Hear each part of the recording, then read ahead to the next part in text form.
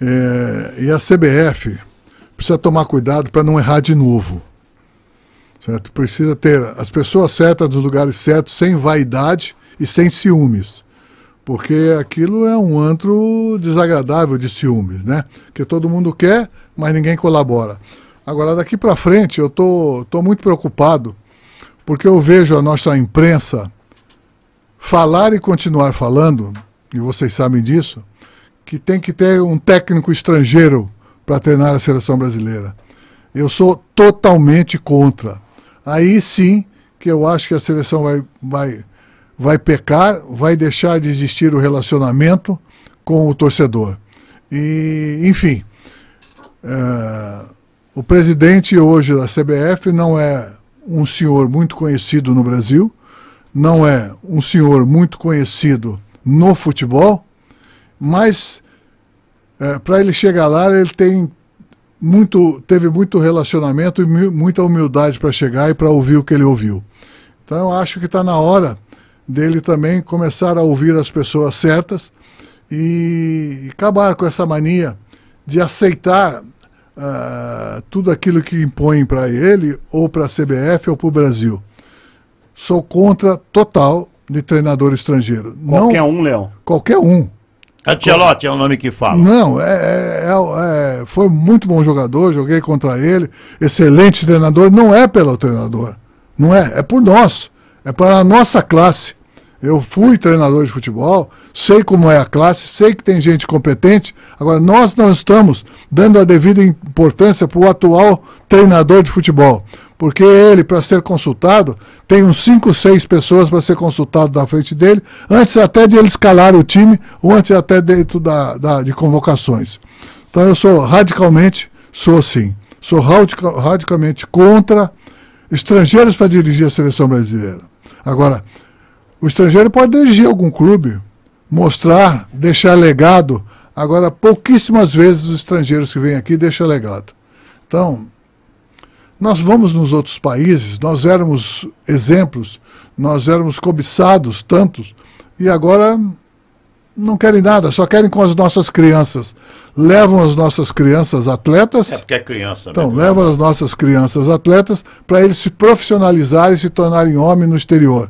Eu acho que aqui que nós temos que obedecer um critério muito grande, não só de escolha, mas de orientação. Está faltando. Quem hoje estaria preparado, brasileiro, para assumir a seleção, na sua opinião? Ninguém preparou ninguém para estar preparado. Essa que é a realidade. Aqui nós só jogamos não para formar uma casta de novos treinadores, e sim para conseguir resultado de imediatismo. Tá?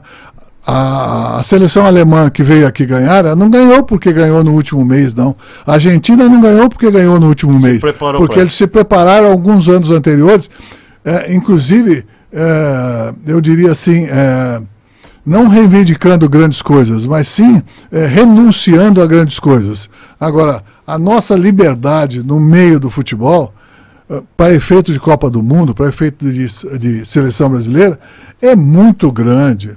Eu acho que o Nilson disse, o seu pai, logicamente, tem um outro pensamento, comungo com esse pensamento dele, de que o seguinte, a concentração, o foco que tem que dar, é um negócio muito, muito interessante.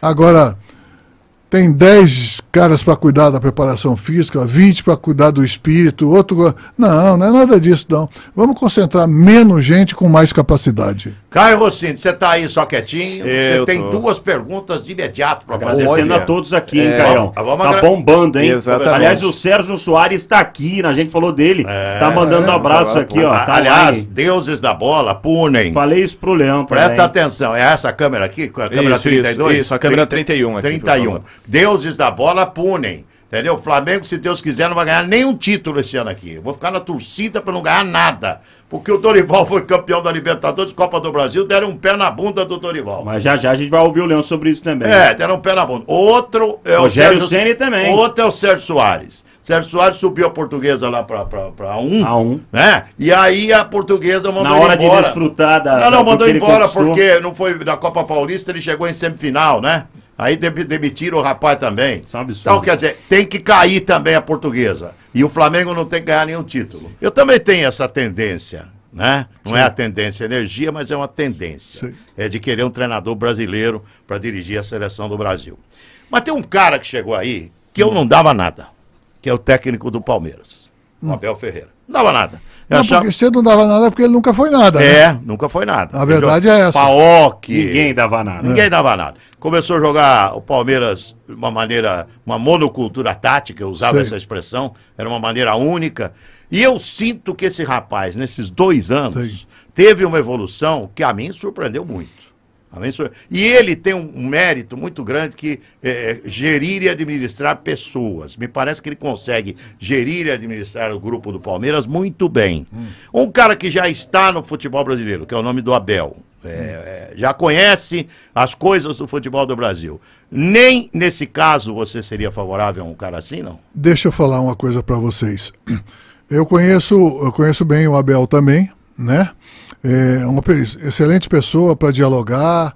Fui maravilhosamente bem recebido por ele quando cruzei com ele numa festividade no Palmeiras. Ele fez reverências a mim e referências que não era autógrafo, que não era necessidade, não. Ele cumprimentou como se cumprimenta uma pessoa superior, assim, né? E eu acho que o Brasil faz muito bem a eles. O Abel voltou não, agora ele pertence ao mundo, depois que ele fez com o Palmeiras. Isso ele precisava, porque ele não tinha ganho assim, uma notoriedade que ele talvez merecesse, mas as pessoas não o conheciam, nós não o conhecíamos. Portanto, ele está de parabéns, o Palmeiras arriscou, o Palmeiras contratou. Não era o primeiro, não. Não era o primeiro, nem o segundo, nem o terceiro. Então é o seguinte, mas o mérito é dele. O mérito é da equipe dele. O mérito é dos companheiros de trabalho que são os jogadores junto com ele. Entendeu? E o seguinte, se você olha ele no banco, ele é irrequieto, ele é agressivo. Não gosta de perder. Não gosta, nem deve, ninguém gosta de perder. Honesto, isso é muito bom. Isso é muito bom. Quando veio o treinador português para o Flamengo, o Jesus, ele estava em baixa, né? E até agora ainda não conseguiram, dele, entendeu? Foi para lá e 3 meses já mandaram embora. Você tem um quintalzinho lá em Portugal, que eu sei. Mora numa favelinha lá, eu sei disso, entendeu?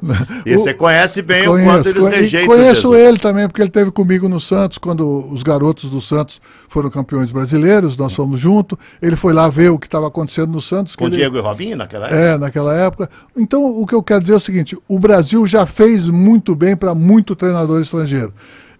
O que não soube aproveitar, se perdeu no caminho. E o Abel não. O Abel está sabendo aproveitar e muito bem, tá?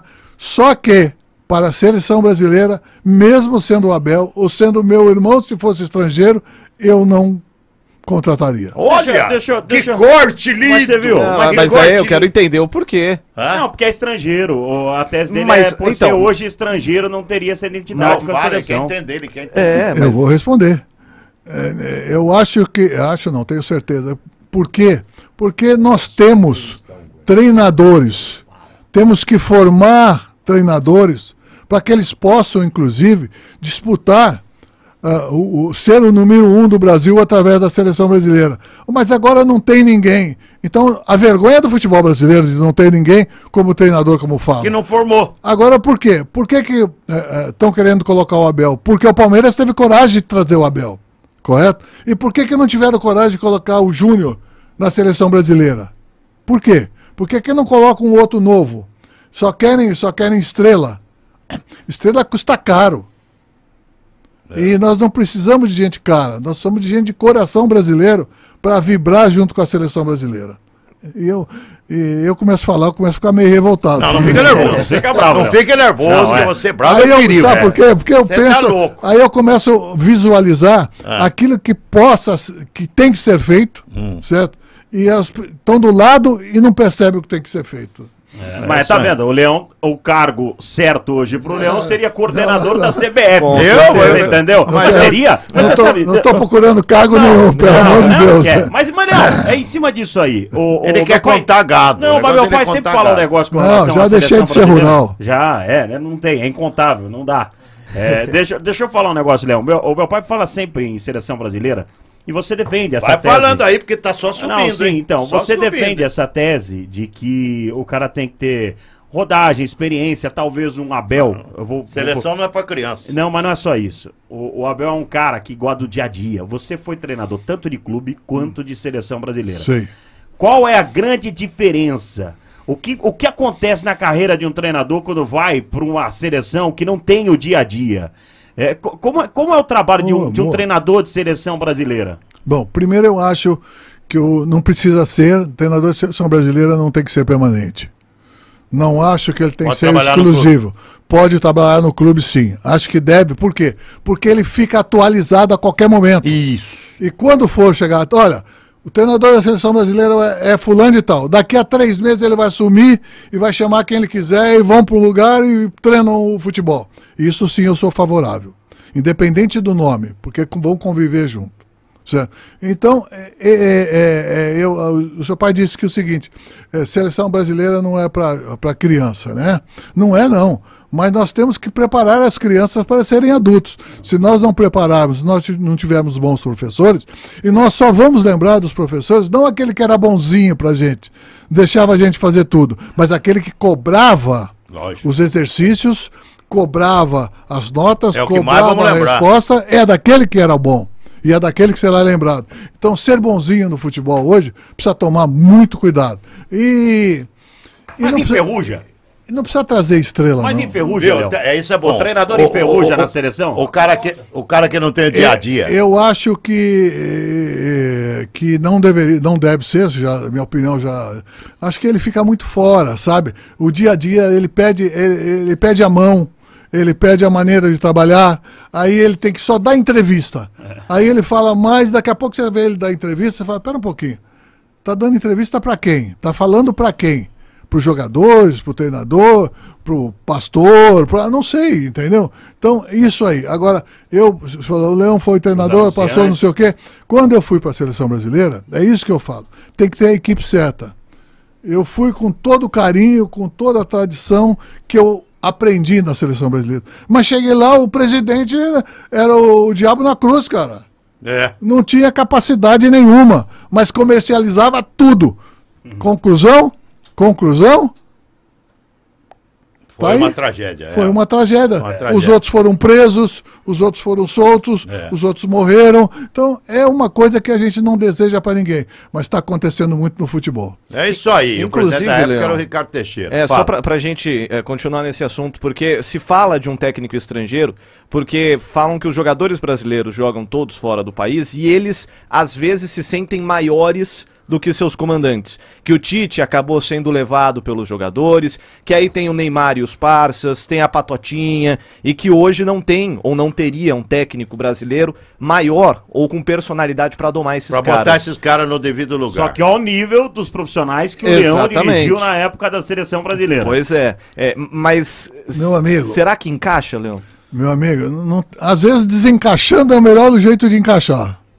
Entendeu? Nós não temos que estar dando muita satisfação, dando muito oba-oba. Eu acho que cada um na sua hierarquia. Eu sempre fui eu não diria contestador, mas eu fui de um respeito, de hierarquia com todos os treinadores que eu passei, porque ele era o número 1. Ele já deixou de ser o número 1 há muito tempo. Agora, não, é melhor colocar um treinador estrangeiro porque os nossos jogadores jogam na Europa e fica mais fácil educá-los. Fica pior. Eu prefiro ter o santo de casa que faz milagre, essa que é a verdade.